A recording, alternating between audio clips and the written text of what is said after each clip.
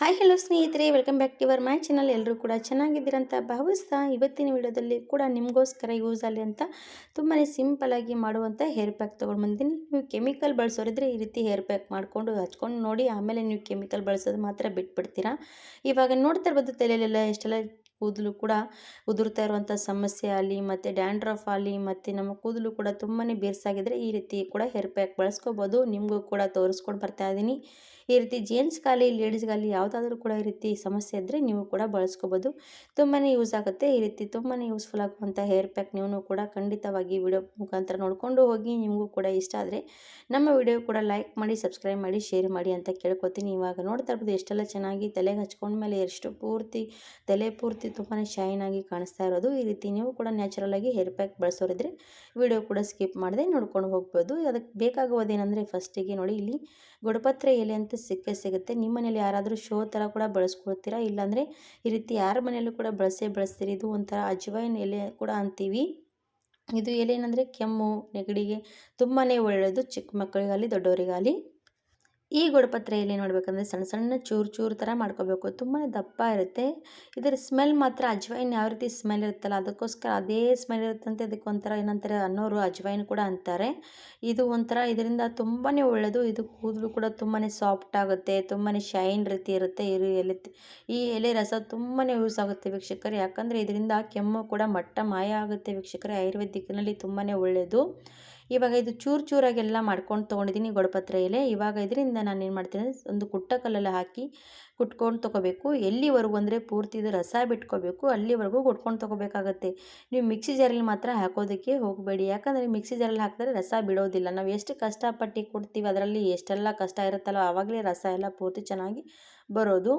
ಇದಕ್ಕೆ ನೀರು ಹಾಕುವಂಥ ಅವಶ್ಯಕತೆ ಇಲ್ಲ. ನೋಡಿ ಇವಾಗ ನಾವು ಕುಟ್ತಾನೆ ಇದ್ದೀನಿ, ಕಲರ್ ಕೂಡ ಚೇಂಜ್ ಆಗಿರೋದು ಕಾಣಿಸ್ತಾ ಇರ್ಬೋದು ನಿಮಗೂ. ಇದು ಒಂಥರ ಕಪ್ಪು ಕಲರ್ ಬಿಡ್ತಾ ಬರುತ್ತೆ.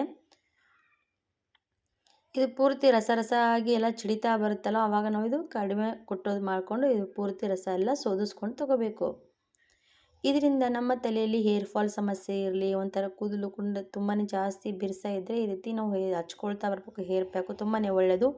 ಈ ರಸ ಕೂಡ ನಾವು ತಲೆಗೆ ಹಚ್ಕೊಂಡು 1 ಅವರ್ ಇಟ್ಕೊಂಡು ವಾಶ್ ಮಾಡ್ಕೊಂಡು ನೋಡ್ಬೋದು. ತುಂಬಾ ಸಾಫ್ಟ್ ಆಗುತ್ತೆ ಕೂದಲು ಕೂಡ. ಇವಾಗ ನೋಡ್ತಾ ಇರ್ಬೋದು ಕುಟ್ಟೋ ರಸ ಎಲ್ಲ ಚೆನ್ನಾಗಿ ಸೋದಿಸ್ಕೊಂಡು ತೊಗೊಂಡಿದ್ದೀನಿ. ಇವಾಗ ಎಷ್ಟೆಷ್ಟು ರಸ ಬಂದಿರೋದು, ಇನ್ನೂ ಕೂಡ ಇದರಲ್ಲಿ ರಸ ಇರುತ್ತೆ. ಇದು ಇನ್ನೂ ಸ್ವಲ್ಪ ಹೊತ್ತು ಹಾಕಿ ಕೊಟ್ಕೊಂಡು ಅದು ಕೂಡ ರಸ ತಗೊಳ್ತೀನಿ. ನಿಮಗೆ ಜಾಸ್ತಿ ಕ್ವಾಂಟಿಟಿಯಲ್ಲಿ ರಸ ಬೇಕಾದರೆ ನೀವು ಜಾಸ್ತಿ ಮತ್ತು ಎಲೆಗಳು ತೊಗೋಬೋದು. ನಿಮಗೆ ಜೇಂಟ್ಸ್ಗಾದರೆ ಕಡಿಮೆ ಕೂದಲಿರುತ್ತೆ, ಅವರಿಗಾಗಿ ಕಡಿಮೆ ರಸ ಸಾಕಾಗತ್ತೆ. ಇವಾಗ ಇದಕ್ಕೆ ನೀರು ಮಾತ್ರ ಜಾಸ್ತಿ ಹಾಕೋಬಾರ್ದು, ಸ್ವಲ್ಪನೇ ಆದರೂ ನಡೆಯುತ್ತೆ, ಜಾಸ್ತಿ ಕೂಡ ನೀರು ಹಾಕಬಾರ್ದು. ಇವಾಗ ನೋಡಿ ಇದು ಪೂರ್ತಿ ಇನ್ನೂ ಸ್ವಲ್ಪ ಕುಟ್ಕೊಂಡಿದ್ದೀನಲ್ವ, ಅದು ಕೂಡ ಎಲ್ಲ ಕೂಡ ಸೋದಿಸ್ಕೊಂಡು ತೊಗೊಳ್ತಾ ಇದ್ದೀನಿ. ಈ ರಸದಲ್ಲಿ ಎಷ್ಟೆಲ್ಲ ಕಪ್ಪು ಕಲರ್ ಬಂದಿರೋ ಅಂತ ಕಾಣಿಸ್ತಾ ಇರ್ಬೋದು ಈ ರೀತಿ. ಮತ್ತು ಇದು ರಾತ್ರಿ ಇಡೀ ಬಿಟ್ವಿ ಅಂದರೆ ಪೂರ್ತಿ ಕಪ್ಪಗಾಗತ್ತೆ ಇದು. ಇವಾಗ ಇದು ಒಂದು ಬೇರೆ ಬೌಲಲ್ಲಿ ನಾನು ತಗೊಳ್ತಾ ಇದ್ದೀನಿ. ಇವಾಗ ಇಷ್ಟು ರಸ ಬಂದಿರೋದಲ್ವ, ಇದಕ್ಕೆ ನಾನು ಇವಾಗ ನೆಲ್ಲಿಕಾಯಿ ಪುಡಿ ಪೌಡರ್ ಮಿಕ್ಸ್ ಮಾಡ್ತಾ ಇದ್ದೀನಿ. 1-2 ಸ್ಪೂನಷ್ಟು ನೆಲ್ಲಿಕಾಯಿ ಪೌಡರ್ ಮಿಕ್ಸ್ ಮಾಡಿಕೊಂಡು ಇದು ಕಲಿಸ್ಕೊಂಡು ತೊಗೊಳ್ಳೋಣ. ಇದು ನೋಡಿ ನೆಲ್ಲಿಕಾಯಿ ಪೌಡರ್ ಹಾಕಿದ್ಮೇಲೆ ಎಷ್ಟೆಲ್ಲ ಕಲರ್ ಬಂದಿರೋದಂತ. ಇದು ನಾವು ಕಲಸಿ ಸ್ವಲ್ಪ ನೀರು ಹಾಕಿ ಕಲಿಸ್ತಾ ಇದ್ದೀನಿ. ಈ ರೀತಿ ಕಲಿಸ್ಕೊಂಡು ತೊಗೊಂಡು ನಾವು ಇದು ರಾತ್ರಿ ಇಡೀ ಬಿಡಬೇಕಾಗುತ್ತೆ. ರಾತ್ರಿ ಇಡೀ ಬಿಟ್ವಿ ಅಂದರೆ ನೆಲ್ಲಿಕಾಯಿ ಏನಾಗುತ್ತೆ ಅಂದರೆ ಅದರಲ್ಲಿ ರಸ ಎಲ್ಲ ಚೆನ್ನಾಗಿ ಮಿಕ್ಸ್ ಆಗಿರುತ್ತಲ್ವ, ಪೂರ್ತಿ ಶೈನ್ ಆಗುತ್ತೆ. ಇದು ತಲೆಗೆ ಹಚ್ಕೊಳ್ಳೋ ಮೆಹಂದಿ ಕೂಡ ತುಂಬಾ ಕಲರ್ ಬಿಡುತ್ತೆ. ಹಾಗೆ ಈ ರೀತಿ ರಾತ್ರಿ ಇಡೀ ಬಿಟ್ಟು ನೋಡಿ ನೀವು, ತುಂಬಾ ಒಳ್ಳೆಯದು. ರಾತ್ರಿ ಕಲಸಿಡಬೇಕು, ಬೆಳಗ್ಗೆ ಹೊತ್ತಿಗೆ ಹಚ್ಕೊಂಡು ನಮ್ಮ ಕೆಲಸ ಮಾಡ್ಕೊಂಡ್ಮೇಲೆ ನಾವು ಸ್ನಾನ ಮಾಡಿಕೊಂಡ್ರೆ ಸಾಕಾಗುತ್ತೆ. ಇವಾಗ ಇದು ನಾನು ಕಲಿಸ್ಕೊಂಡು ರಾತ್ರಿ ಇಡೀ ರಾತ್ರಿ ತುಂಬ ಚೆನ್ನಾಗಿ ತಲೆಗೆ ಹಚ್ಚುವಾಗ ತೋರಿಸ್ಕೋಸ್ಕರ ನೆಲ್ಲಿಕಾಯಿ ಮೆಹಂದಿ ಬಳಸ್ತೀನಿ ನಾನು. ಇವಾಗ ನೋಡಿ ತಲೆಯಲ್ಲಿ ಕೂಡ ಈ ರೀತಿ ಬಿಳಿ ಕೂದಲ ಸಮಸ್ಯೆ ಹಾಕಿ ನಮ್ಮ ತಲೆಯಲ್ಲಿ ಹೇರ್ ಫಾಲ್ ಕೂಡ ಇದೆ ಅಂದರೆ ಇಲ್ಲೆಲ್ಲ ನೋಡ್ತಾ ಇರಬಹುದು ಬಿಳಿ ಕೂದಲು ಕಾಣಿಸ್ತಾ ಇರೋದು, ಮತ್ತೆ ಜಾಸ್ತಿ ಹೇರ್ ಫಾಲ್ ಕೂಡ ಇರೋದು ಮಧ್ಯದಲ್ಲಿ ನೋಡ್ತಾ ಇರಬಹುದು. ನಾನು ಇದೇ ರೀತಿ ಬಳಸ್ತಾ ಇರ್ತೀನಿ ಇವರಿಗೆ, ಅದಕ್ಕೋಸ್ಕರ ನೋಡಿ ಸಣ್ಣ ಕೂದಲು ಕೂಡ ಬಂದಿರೋದು. ಇವಾಗ ನೋಡಿ ಈ ಕಡೆ ಸೈಡಿಗೂ ಕೂಡ ಜಾಸ್ತಿನೇ ಆಗಿರೋದು. ಇವಾಗ ತಲೆಗೂ ಕೂಡ ಯಾವ ರೀತಿ ಹಚ್ಕೋಬೇಕಂತ ತೋರಿಸ್ತೀನಿ ನೋಡಿ. ನೀವು ಕೂಡ ಯಾವಾಗಾದ್ರೂ ತಲೆಗೆ ಹಚ್ಚೋರಿದ್ರೆ ಈ ರೀತಿ ಹಚ್ಬೋದು.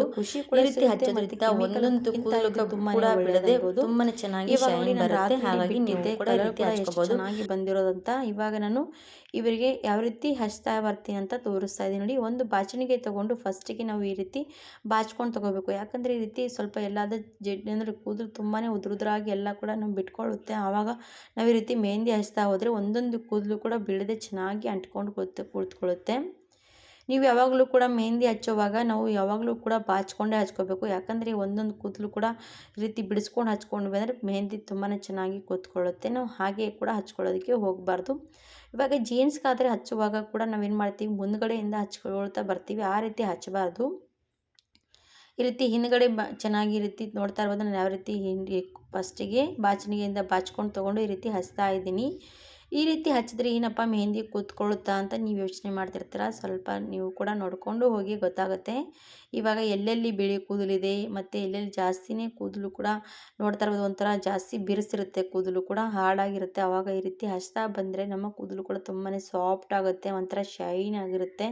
ಹಾಗೆ ಮತ್ತು ಕೂದಲು ಉದುರುವಂಥ ಸಮಸ್ಯೆ ಕೂಡ ಕಡಿಮೆ ಆಗ್ತಾ ಬರುತ್ತೆ. ಇದು ಕೂಡ ತುಂಬಾ ಒಳ್ಳೇದು ಅನ್ಬೋದು. ಇವಾಗ ನೋಡಿ ನಾನು ಎಲ್ಲ ಕಡೆ ಮೆಹಂದಿ ಚೆನ್ನಾಗಿ ಅಪ್ಲೈ ಮಾಡ್ತಾ ಇದ್ದೀನಿ. ಈ ಥರ ಬಾಚಣಿಗೆಯಿಂದ ಬಾಚ್ತಾ ಇರಬೇಕು, ಹಾಗೆ ಮೆಹಂದಿ ಕೂಡ ಹಚ್ತಾ ಇರಬೇಕು. ಈ ರೀತಿ ಹಚ್ಚೋದ್ರಿಂದ ನಮ್ಮ ಕೂದಲು ಒಂದೊಂದು ಕೂದಲು ಕೂಡ ಬಿಡದೆ ಚೆನ್ನಾಗಿ ಮೆಹಂದಿ ನಾವು ಬಾಚ್ತೀವಲ್ಲ, ಅದು ಮೆಹಂದಿ ಏನಾಗುತ್ತೆ ಬಾಚೋದ್ರಿಂದ ಎಲ್ಲ ಕಡೆ ಮೆಹಂದಿ ಚೆನ್ನಾಗಿ ಕೂತ್ಕೊಳ್ಳುತ್ತೆ. ನಾವು ಯಾವಾಗಲೂ ಕೂಡ ಮೆಹಂದಿ ಹಚ್ಚೋವಾಗ ಇದೇ ರೀತಿ ಹಚ್ತಾ ಇರ್ತೀನಿ. ನೋಡಿ ಇವಾಗ ಫಸ್ಟಿಗೆ ಮುಂದುಗಡೆ ನಾನು ಎಲ್ಲ ಕೂದಲು ಮಾಡಿ ಈ ರೀತಿ ಮೆಹಂದಿ ಹಚ್ಕೊಂಡು ತೊಗೊಂಡೆ. ಆಮೇಲೆ ಈ ರೀತಿ ಮೆಹಂದಿ ಹಚ್ಕೊಂಡಾದ್ಮೇಲೆ ಮತ್ತೆ ಹಿಂದುಗಡೆ ಸೈಡ್ ಕೂದಲು ಮಾಡ್ಕೊಳ್ತಾ ಇದ್ದೀನಿ. ಈ ರೀತಿ ಬಾಚಣಿಗೆಯಿಂದ ನಾವು ಬಾಚುತ್ತಾ ಮೆಹಂದಿ ಹಚ್ತಾ ಬಂದರೆ ನಮ್ಮ ಕೂದಲು ಒಂದೊಂದು ಬಿಡದೆ ಚೆನ್ನಾಗಿ ಮೆಹಂದಿ ಎಲ್ಲ ಕೂತ್ಕೊಳ್ಳುತ್ತೆ. ಮತ್ತು ನಾವು ತಲೆ ವಾಶ್ ಮಾಡುವಾಗ ಕೂಡ ಮೆಹಂದಿ ಈಸಿಯಾಗಿ ಬಿಟ್ಕೊಂಡು ಬರುತ್ತೆ.